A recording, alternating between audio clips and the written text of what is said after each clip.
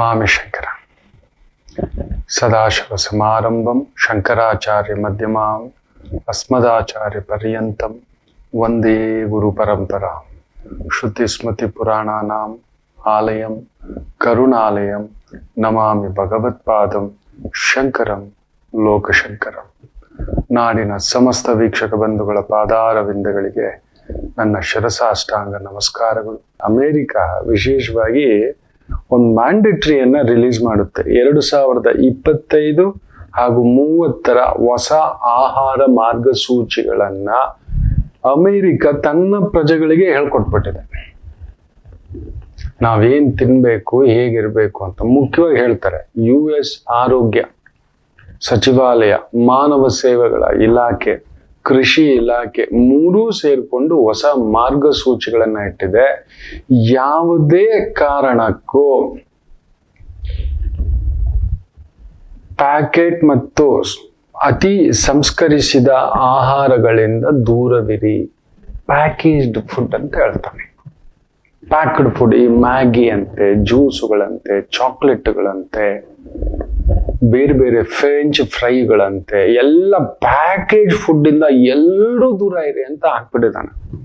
ಮಾರಬೇಡಿ, ಕೊಡಬೇಡಿ, ಇನ್ನೊಂದು ಅಂತ. ಟೆಕ್ನಾಲಜಿನಲ್ಲಿ ನಂಬರ್ 1 ಅಂತಾನೆ, ಇನ್ನೊಂದ್ರಲ್ಲಿ ನಂಬರ್ 1 ಅಂತಾನೆ. ಅದು ಬಿಡಿ, ಡಯಾಬಿಟಿಸ್ ಅಲ್ಲಿ ಪ್ರತಿ 3ರಲ್ಲಿ ಒಬ್ಬರಿಗೆ, ಅಲ್ಲಿ ಅತಿ ಬೊಜ್ಜಿನಿಂದ, ಸಿವಿಯರ್ ವೆಯ್ಟ್ ಇಂದ, PCOD, PCOS, ಅಮೆರಿಕನ್ ಸ್ತ್ರೀಯರಿಗೆ ಮಕ್ಕಳಾಗುವುದಿಲ್ಲ.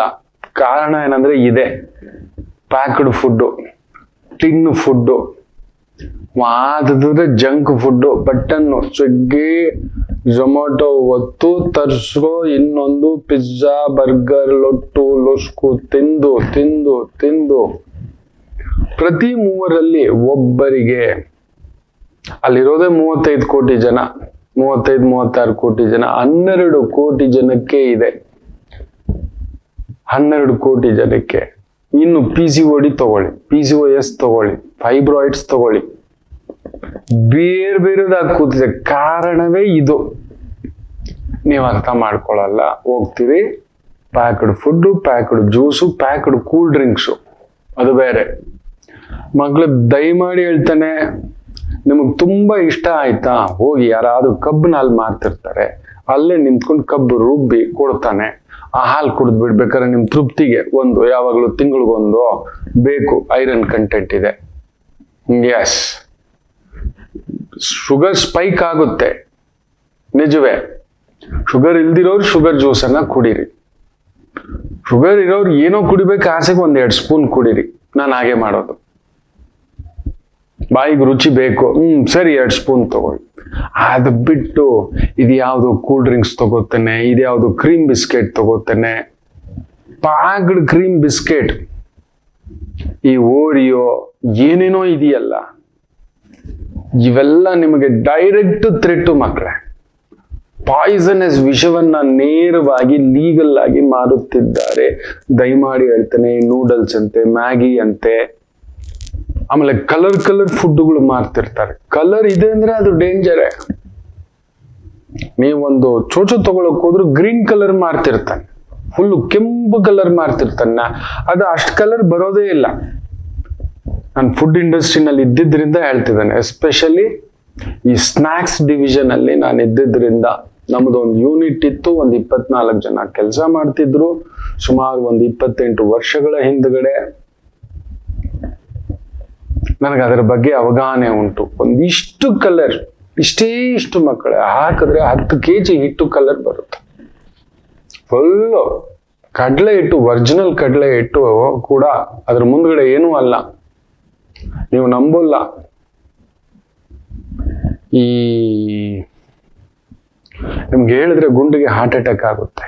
ದಯಮಾಡಿ ಪ್ಯಾಕೇಜ್ ಸಾಂಬಾರ್ ಪೌಡರ್ ತಗೋಬೇಡಿ, ಚಿಲ್ಲಿ ಪೌಡರ್ ತಗೋಬೇಡಿ, ಗರಂ ಮಸಾಲ ಏನೇನೋ ಮಾಡ್ತಾರಲ್ಲ, ದಯಮಾಡಿ ಬೇಡ.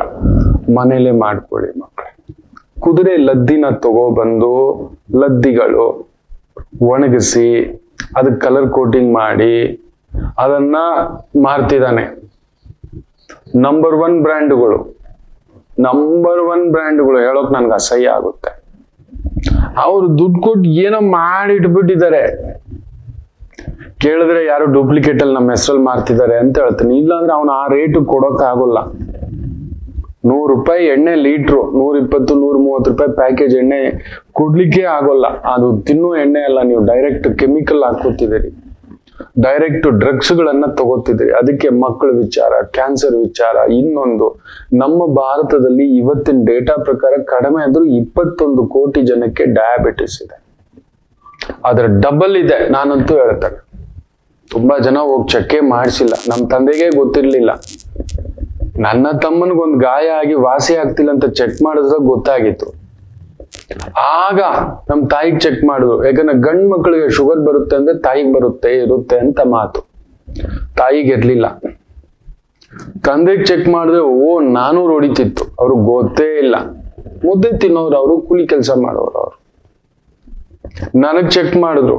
ಬರೀ AC ನಲ್ಲಿ ಕೂತ್ಕೊಂಡು ಕೆಲಸ ಮಾಡ್ತಿದ್ದವ್ ನಾನು. ಇರ್ಲಿಲ್ಲ. ಈ ಒಂದು ಓವರ್ ವೆಯ್ಟ್ ಇದ್ರೂ ಕೂಡ ನನಗಿರ್ಲಿಲ್ಲ. ಅದು ನೋಡಿ ಹುಷಾರಾಗ್ಬಿಟ್ಟೆ ನಾನು.